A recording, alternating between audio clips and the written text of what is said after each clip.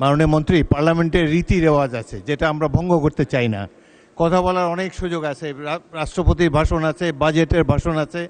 এখন অনুগ্রহ করে যেটি ছাপা হয়েছে, সকলের কাছে বিতরণ করা হয়েছে, সেটাই আপনাকে পড়তে হবে, এটাই নিয়ম। মাননীয় স্পিকার, আজকে এই সংসদে আমি প্রথম কথা বলছি এবং একজন সংসদ সদস্য হিসেবে প্রথমবারের মতো এই সংসদে কথা বলছি।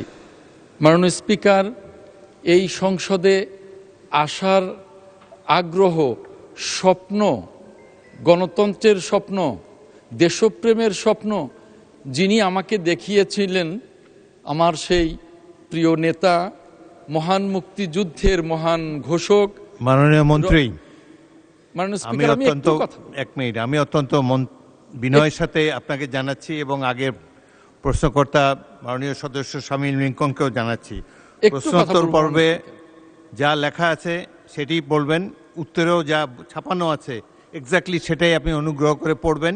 পরে সম্পর্কের সময় আপনারা কিছু বাড়তি কথা বলতে পারেন। এখন যেটি উত্তর হিসাবে ছাপা হয়েছে সেটি অনুগ্রহ করে পড়েন। মাননীয় স্পিকার, আমি একটু 1 মিনিট সময় চাই, শুধু 1 মিনিট সময় চাই পার্লামেন্টের বিনয়ের সাথে। মাননীয় মন্ত্রী, পার্লামেন্টের রীতি রেওয়াজ আছে যেটা আমরা ভঙ্গ করতে চাই না। কথা বলার অনেক সুযোগ আছে, রাষ্ট্রপতির ভাষণ আছে, বাজেটের ভাষণ আছে। এখন অনুগ্রহ করে যেটি ছাপা হয়েছে, সকলের কাছে বিতরণ করা হয়েছে, সেটাই আপনাকে পড়তে হবে, এটাই নিয়ম। মাননীয় স্পিকার, আপনাকে ধন্যবাদ। আমি তারকা চিহ্নিত প্রশ্নের উত্তরে বলছি। মাননীয় স্পিকার, বর্তমানে গাইবান্ধা জেলার সনদপ্রাপ্ত মুক্তিযোদ্ধার সংখ্যা 2316। যেমন গাইবান্ধা সদরে 438, গোবিন্দগঞ্জে 271, পলাশবাড়ি 176, ফুলছড়ি 327, সাগাদা 635, সাদুল্লাপুর 194, সুন্দরগঞ্জ 275, মোট 2316। মাননীয় মন্ত্রী, প্রকৃত অনেক সদস্য প্রশ্ন করেন কিন্তু দীর্ঘ উত্তর থাকলে তারা তাদের প্রশ্নটি উত্থাপনের সুযোগ পায় না। তো অন্যান্য সদস্যদের প্রশ্নের উত্তর যাতে দিতে পারেন, পর্যাপ্ত সময় থাকে, সেজন্য আপনার উত্তরটি পঠিত বলে গণ্য করা হলো। জনাব শামীম কায়সার, মাননীয় সদস্য, আপনি একটি সম্পূরক প্রশ্ন করতে পারেন। মাননীয় স্পিকার। ধন্যবাদ মাননীয় স্পিকার, এবং আপনার নির্দেশনা মাথা পেতে নিচ্ছি, আমি দুঃখিত। মাননীয় স্পিকার, আমি সম্পূরক প্রশ্ন হিসেবে যেটা করতে চাই তার আগে একটা ছোট্ট বিষয়। বিগত 17 বছরে আমাদের এই গুম, খুন, আয়নাঘরের পাশাপাশি আরেকটা ঘর ছিল মাননীয় স্পিকার। এটা হলো আমাদের হীরক রাজার দেশের যন্তর মন্তর ঘরের মতো একটা ঘর ছিল ফ্যাসিস্টের আমলে। যেরকম হীরক রাজার দেশের সময় ছিল যারা কৃষক বা যারা আপনার খুব হতদরিদ্র, তারা খাজনা দিতে পারছে না, ফসল নষ্ট হয়ে গেছে, তখন তারা যখন প্রতিবাদের জন্য হীরক রাজার কাছে আসতেন তখন তাদেরকে একটা যন্তর মন্তর ঘরে ঢুকিয়ে দেওয়া হতো মাননীয় স্পিকার। এরপরে বের হওয়ার পরে যে মন্ত্রটা শেখানো হতো সেই মন্ত্রই তারা বলতো এবং সেটাই মাথা পেতে নিত। তখন মন্ত্রটা শেখানো হতো, বাকি রাখা খাজনা মোটে ভালো কাজ না, ভরপেট নাও খাই রাজ কর দেয়া চাই, যায় যদি যাক প্রাণ হীরকের রাজা ভগবান।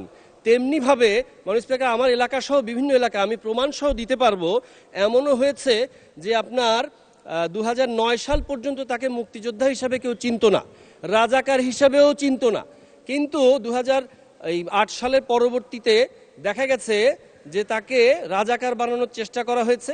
আবার অনেকে আছে সত্যি সত্যি রাজাকার ছিলেন, কোনো এক অজানা কারণে তারা গ্রেপ্তার হওয়ার পরে এবং কিছুদিন পর দেখা গেছে তারা মুক্তিযোদ্ধা হিসেবে বের হয়েছেন মাননীয় স্পিকার। তো যদি আপনার আপস মে যখন সমঝোতা হয়ে যায় তখন দেখা গেছে যে রাজাকারও মুক্তিযোদ্ধা হয়ে বের হতো ওই মেশিনের ভেতর দিয়ে, আবার অনেক সময় মুক্তিযোদ্ধারাও যদি সমঝোতা না হয় রাজাকার হয়ে বের হতো। মুক্তিযোদ্ধা তো সমঝোতা করবেই না মাননীয় স্পিকার, তাদের রক্তের উপরে আমরা এখানে দাঁড়িয়েছি। তো মাননীয় স্পিকার, আমি আপনার মাধ্যমে মাননীয় মন্ত্রী মহোদয়কে আমি প্রশ্ন করতে চাই, এই যে 17 বছরের ফ্যাসিস্টের আমলে এই যন্তর মন্তর ঘরের মাধ্যমে যে সমস্ত রাজাকাররা মুক্তিযোদ্ধা হয়েছেন এবং যে সমস্ত মুক্তিযোদ্ধারা রাজাকার হয়েছেন তাদের ব্যাপারে কোনো তৎপর নেওয়া হবে কিনা, ব্যবস্থা গ্রহণ করা হবে কিনা? ধন্যবাদ মাননীয় স্পিকার। মাননীয় মন্ত্রী। মাননীয় স্পিকার, আপনাকে ধন্যবাদ। আপনার মাধ্যমে মাননীয় সংসদ সদস্যকে ধন্যবাদ। মাননীয় স্পিকার, এই অমুক্তিযোদ্ধা যারা বিভিন্ন ভাবে তারা মুক্তিযুদ্ধের তালিকাভুক্ত হয়েছেন এ বিষয়ে মাননীয় সংসদ সদস্য বলেছেন। আমরা এই মুক্তিযোদ্ধা মন্ত্রণালয় এ বিষয়ে কাজ করছি। আশা করি যে খুব অল্প দিনের মধ্যেই এই ধরনের অমুক্তিযোদ্ধা যারা তন্তর মন্তর দিয়ে মুক্তিযোদ্ধার তালিকায় সন্নিবেশিত হয়েছেন, তাদের সন্তানদের চাকরি দিয়েছেন এবং তারাও নিজেরা বিভিন্নভাবে বেনিফিটেড হয়েছেন অবৈধভাবে, আমরা এই বিষয়গুলো নিয়ে কাজ করছি। মুক্তিযোদ্ধা মন্ত্রণালয় আশা করি অল্প দিনের মধ্যে এই বিষয়ে আমরা সুনির্দিষ্টভাবে এর সংখ্যাও বলতে পারবো এবং জাতির সামনে সুনির্দিষ্টভাবে উপস্থাপন করতে পারবো।